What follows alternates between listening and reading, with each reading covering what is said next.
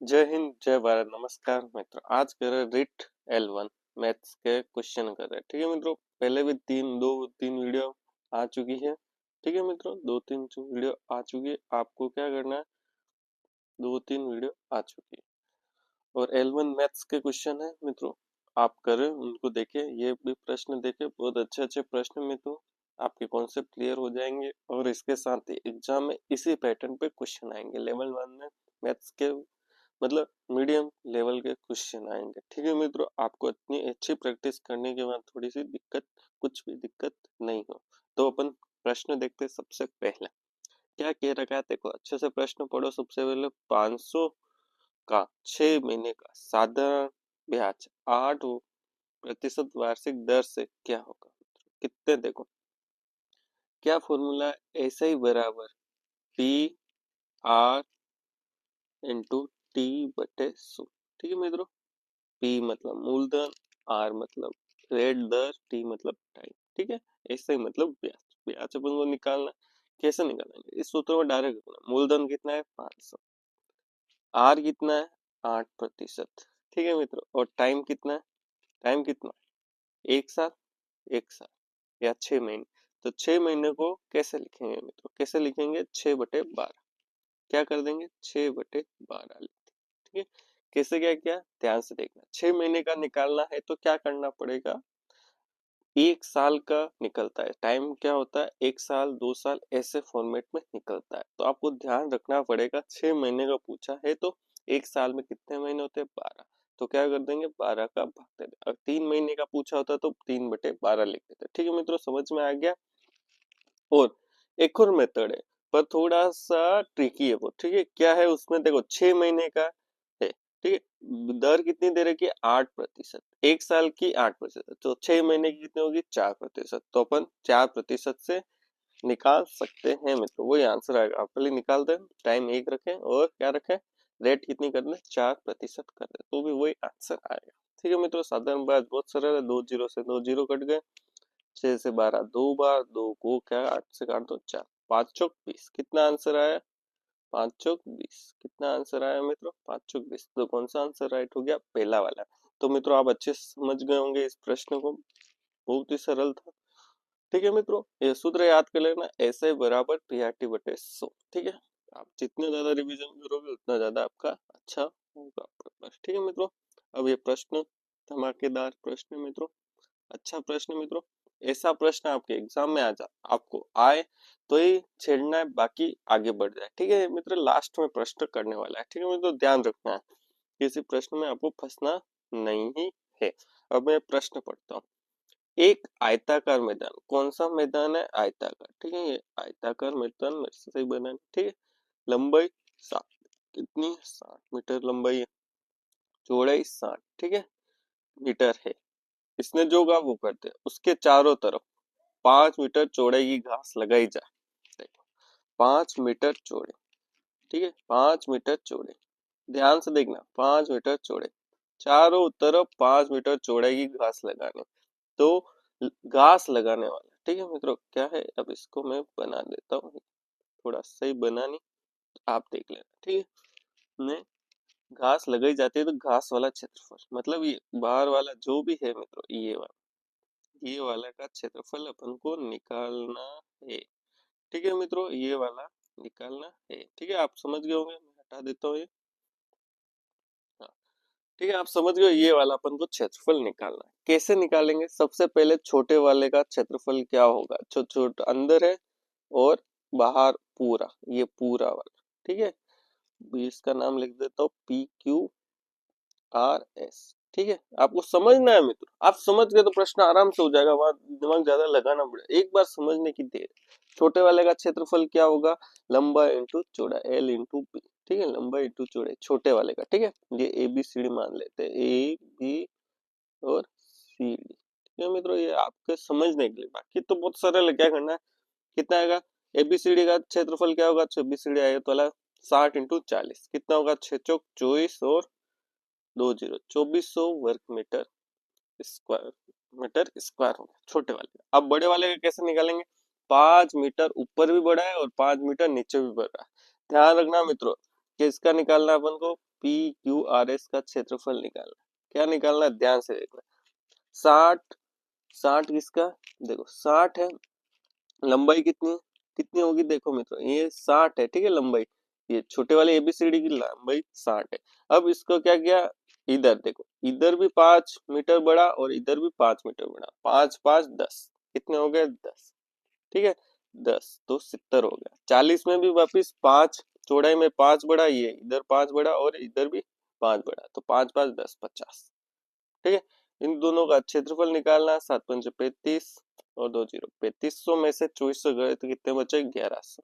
ठीक है मित्रों, अपने घास का क्षेत्रफल आ गया।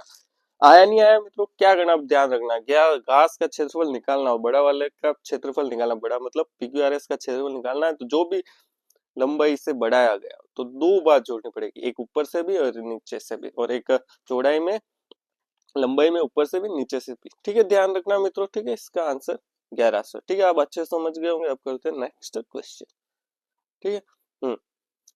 ये क्वेश्चन तो आपको पक्का कर लो, ठीक है मित्रों, ये क्वेश्चन पक्का कर लो, ऐसा प्रश्न आपके पेपर में जरूर एंड जरूर आएगा ही आएगा। एक नंबर जो ये वीडियो देख रहा है उसके तो फायदा ही फायदा, ये प्रश्न, क्या प्रश्न में पढ़ता हूँ जरूर आएगा, फिक्स है इसका, मतलब इस पैटर्न का सूत्र सूत्र जो भी है मैं बताता हूँ अभी, वो आएगा। देखो, एक मकान की पुताई, ठीक है, 5 व्यक्ति 8 घंटे मिलके काम करते, ठीक है, 3 दिन में करते, ठीक है, और तो एक व्यक्ति 4 घंटे रोज काम करके उसको कितने दिन में करेगा, ठीक है। इसमें देखो क्या सूत्र है, M1, ठीक है, फिर M1, फिर MD, MD1 और T1 बटे W1, ठीक है मित्रों, क्या सूत्र है देख लेना, M2 MDH, H की जगह T, ठीक है, MDH मसाले होते हैं, वैसे याद रखना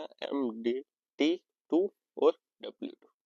एक चीज इसमें क्या ध्यान रखना कि वर्क हमेशा नीचे आएगा, ठीक है ना, तो बाकी सब एलिमेंट ऊपर आएंगे। मेन M मतलब कितने व्यक्ति, D मतलब डेज, T मतलब टाइम, ठीक है, डेज मतलब दिन, T मतलब टाइम, एक इफिशियंसी और रहता है वो भी ऊपर ही आएगा, मतलब कार्य क्षमता, ठीक है।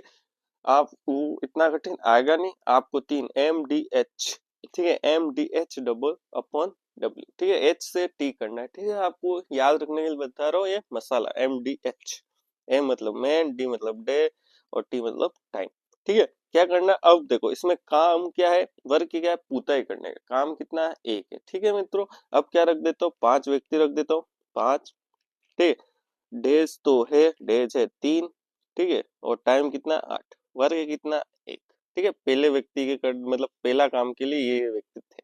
अब क्या करना है अपन को, एक व्यक्ति, डेज क्या करना है, निकालना है, D2 निकालना, और टी क्या है, टाइम कितना ले रहा है 4, और काम कितना है 1, ठीक है मित्रों।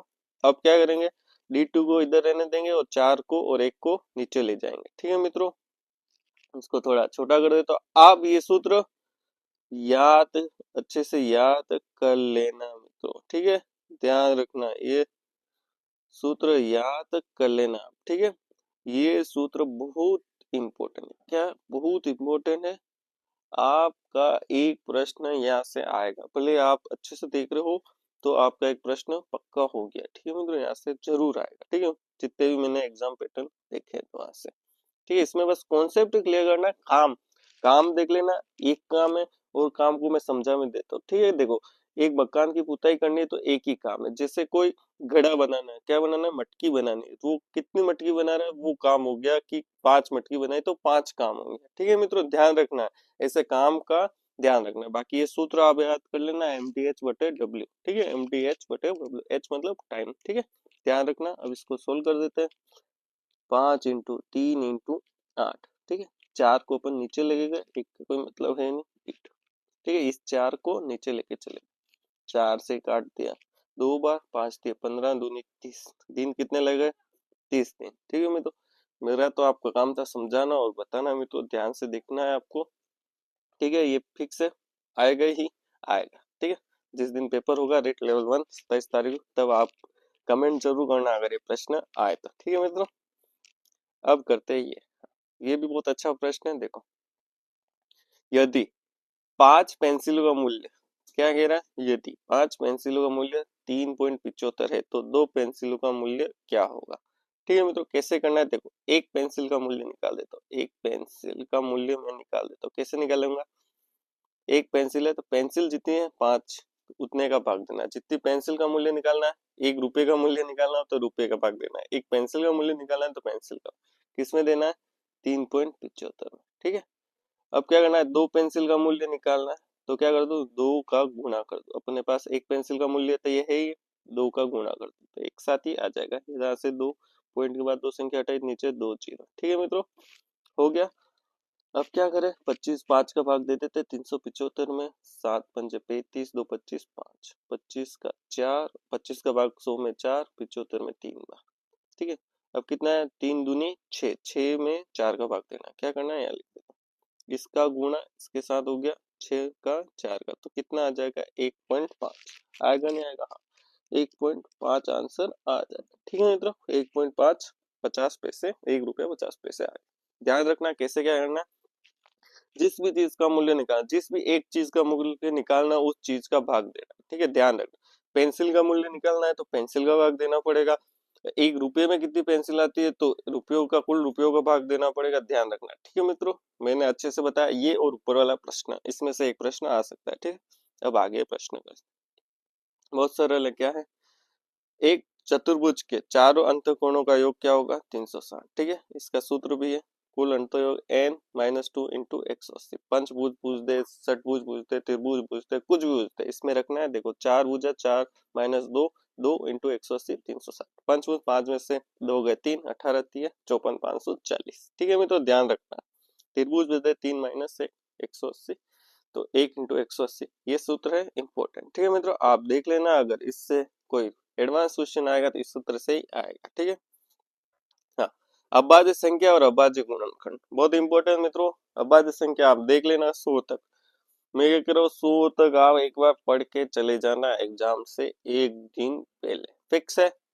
एक प्रश्न अभाज्य संख्या का अभी और मेंस दोनों में आएगा मित्रों, मैं कह रहा हूँ दोनों में आएगा। इतना अच्छा टॉपिक है, पर बच्चों क्या करते हैं कि इसको पढ़ते नहीं है, ध्यान से देखते नहीं। अभाज्य संख्या, विषम संख्या और सम संख्या में कंफ्यूजन हो जाता है। देखो अभाज्य संख्या कहाँ से स्टार्ट होती है, देखो एक अभाज्य संख्या न तो अभाज्य संख्या है न कुछ भी नहीं। ठीक है, ठीक है मित्रों, ये पूर्ण संख्या है, प्राकृत संख्या से स्टार्ट होती है, एक ध्यान रखो।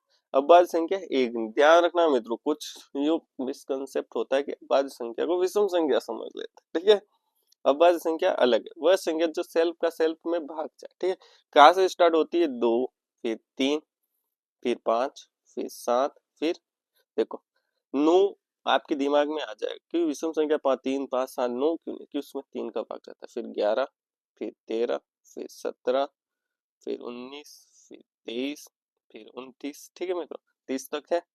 फिर आपको कितने 100 तक मित्रों देख के जानी है, याद कर लेना, एक बार देख लेना मित्रों, तो आपका अच्छा प्रश्न हो जाएगा। ठीक है मित्रों, और कॉन्सेप्ट बिल्कुल क्लियर होगा, उस हिसाब से आपको हो जाएगा। ठीक है मित्रों, अब क्या करा, सबसे छोटी अभाज्य संख्या देखो 0 भी नहीं और 1 भी नहीं, कौन सी है, तो कौन सी है मित्रों। ठीक है मित्रों, ध्यान रखना। ठीक है, अब आगे प्रश्न करते हैं। हाँ, ये प्रश्न भी बहुत अच्छा है, कॉन्सेप्ट क्लियर हो जाएगा आपका। निम्न कौन सी संख्या 3 से पूर्णतः विभाजित है। 3 का एक ही नियम है, कितनी भी बड़ी संख्या आ जाए, क्या मतलब ध्यान रखना, कितनी भी बड़ी संख्या उनका योग करो, उन अंकों का योग कर दो। इनका योग किया क्या, 2 3 और 2 कितने हो गए 5, 7 4 11। ठीक है, 11, 5 1 6 और 6 और 5, 6 और 5 11। ठीक है मित्रों, क्या होगा 6 और 5 11। इन अंकों का योग करना, और अंकों के योग में क्या देना है, 3 का भाग देना। क्या देना है, 3 का भाग, जिसमें 3 का भाग जाएगा वो 3 से पूर्णतः विभाज्य होगी। ये प्रश्न देखो सरल था, डायरेक्ट आपको 51 में पता चल जाएगा 3 का भाग जाएगा। ठीक है मित्रों, बाकी सब में नहीं जाएगा, पता लग जाए। पर मेरा प्रश्न लेने का ये था कि आप कौन से क्लियर हो जाए, 3 का जो भी संख्या आए। वाह, परीक्षा में एग्जामिनर जानता है कि कहाँ से प्रश्न बनता है और किस ट्रिक से होता है, और बच्चों को उस ट्रिक के बारे में पता नहीं है, वो प्रश्न होगा नहीं। ठीक है मित्रों, ध्यान रखना, या टाइम ज्यादा लग जाएगा, वो चाहता ही ऐसा है कि आपका कोई प्रश्न में टाइम ज्यादा लग जाए। ठीक है मित्रों, अब करते हैं नेक्स्ट क्वेश्चन। क्या प्रश्न देखो, बहुत सरल प्रश्न।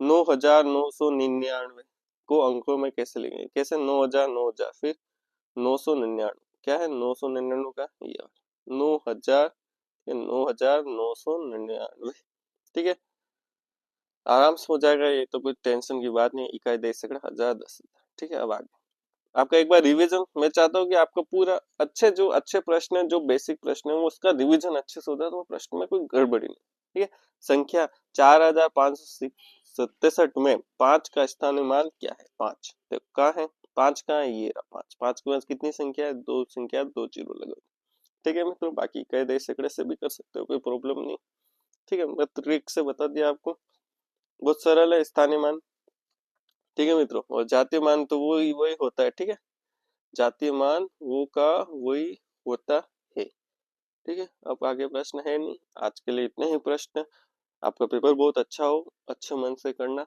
कोई दबाव तनाव से नहीं करना जो आए वो सही है नहीं तो आपको सब प्रश्न करके आने ही और वीडियो देखने के लिए बहुत बहुत मित्रों बहुत बहुत धन्यवाद